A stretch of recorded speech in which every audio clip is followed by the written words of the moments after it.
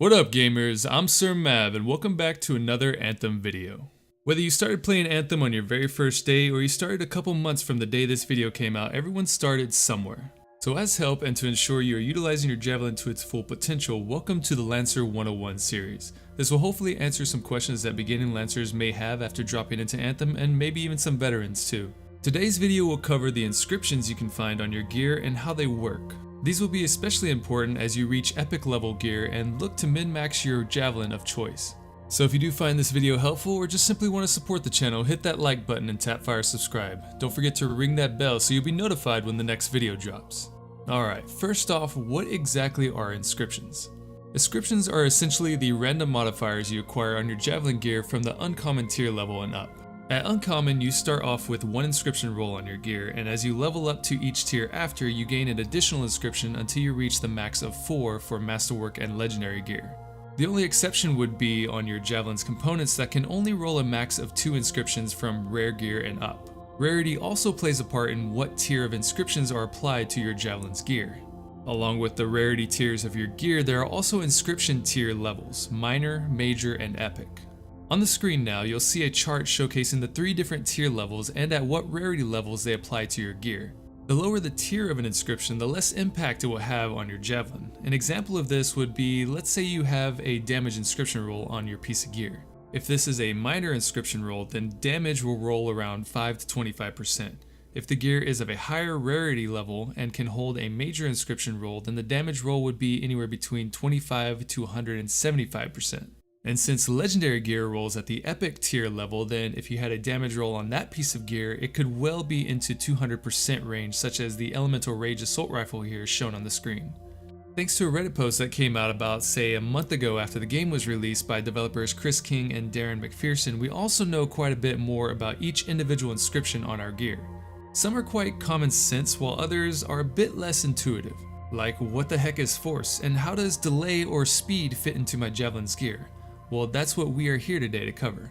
But first, before we get into those specific details, we need to cover what the gear and suit icon next to the inscriptions mean and how they apply to your gear. If you see a gear icon next to one of your inscriptions, that simply means that this inscription only applies to that specific piece of gear it rolled on. On the other hand, if you have a suit icon next to the inscription, then that implies that the inscription applies to your entire javelin. This will be important when deciding between 2 of the same gear items with different inscription rolls on them. Take for example these 2 legendary assault rifles. Both have the same damage numbers showcased as their damage output, but one does significantly more damage than the other. The Elemental Rage rifle on the right does 337 damage per bullet, but thanks to the inscription plus 13% assault rifle damage, it is increased to about 381 damage per bullet. There is also a suit icon next to this inscription, meaning that if you have another assault rifle equipped in your other slot, this 13% additional damage will be applied to that weapon as well. But with that in mind, the Elemental Rage on the left does significantly more damage to your targets. This is because of the gear-specific inscription of plus 225% weapon damage that applies to that specific gun. So instead of 337 per bullet, this inscription pushes this weapon's damage to a substantial increase of 1095 per bullet, roughly 3 times the original damage output of this weapon. There's also a difference between Javelin's specific components and universal components, specifically on what inscriptions they roll. FYI, if you didn't already know, universal simply means that these components can be applied to any component slot on your javelins, not just specific to, say, a ranger javelin. After seeing hundreds of these different components drop, it's rather clear now that universal components roll with separate types of inscriptions. Take for instance a ranger masterwork component. Specific javelin components roll with inscriptions that focus on enhancing your javelin's abilities and resistances, but not your actual DPS traits or survivability. Unless of course you factor in effects resistance at survivability. Now at first I actually wrote off universal components due to their lack of armor and shield stats. You'll notice, depending on what javelin component you acquire, that javelin specific components roll more shield and armor stats than the universal components actually deliver on overall stats. Storm components will roll with more shield, Colossus components will roll with a substantial amount of armor, and the Interceptor and Ranger will roll with equal amounts of armor and shield stats.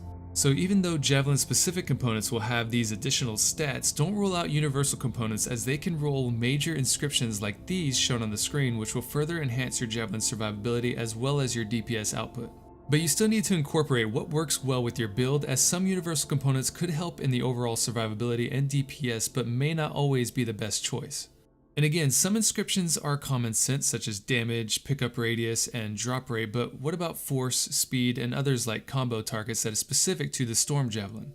Well, I will talk through most of the possible confusing inscriptions on our Javelin gear, but while I'm doing that, you'll see a list of every inscription known and their explanation running down the screen.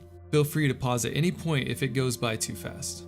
I will also link in the description down below the Reddit post that Chris and Darren put together if you want to browse through the entire list. But now I'll cover likely the most confusing of the inscriptions you will see on your gear. First one up is speed. Speed directly correlates to recharge time or cooldown of an ability.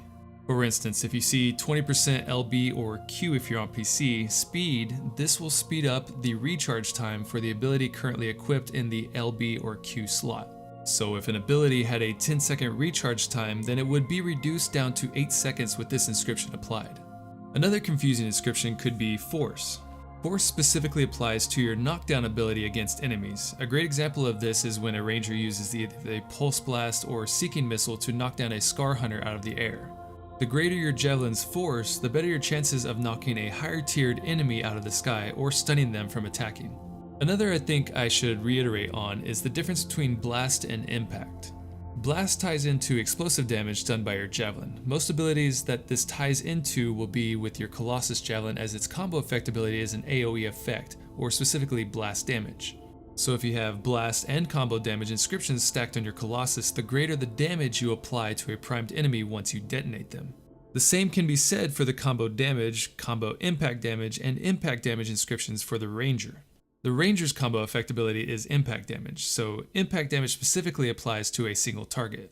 So if you have any of the inscriptions previously listed on your gear piece, the greater the damage you can inflict on a single target when using a Ranger's ultimate or other impact abilities.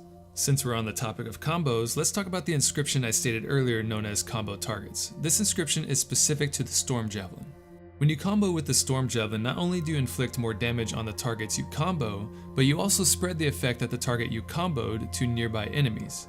At its base, the Storm can spread a status effect to a specific number of nearby enemies. If you have the inscription combo targets on a piece of gear, you can spread that status effect to a greater amount of targets. So say a target was frozen with an ice effect and a storm came and detonated that combo. That status effect would then spread to say 2 additional enemies nearby. But with a combo targets inscription applied, you spread this effect to several other targets nearby. This is great whenever you're creating a storm built around crowd control. Let's see, what else? Yes, you will also see the term physical on some inscriptions, specifically physical damage and physical resistance, or physical resist. Anything with inscriptions regarding the physical category deals with acid, kinetic, or impact damage. So if you have a X percentage of physical resist inscription on your gear, then this will make your javelin more resistant to physical attacks from enemies such as bullets, acid, or melee attacks. This goes the same with the physical damage inscription, which will allow you to inflict more damage to targets with acid, melee attacks, and any other kinetic abilities that apply impact damage. And that's basically the hot points for inscriptions. If you have questions or want to know more about a specific inscription, feel free to leave them down in the comment section below. If there's anything else you think I should cover within a Lancer 101 series, feel free to leave that feedback down in the comment section as well. Until next time, gamers, this is Sir Mav, signing off.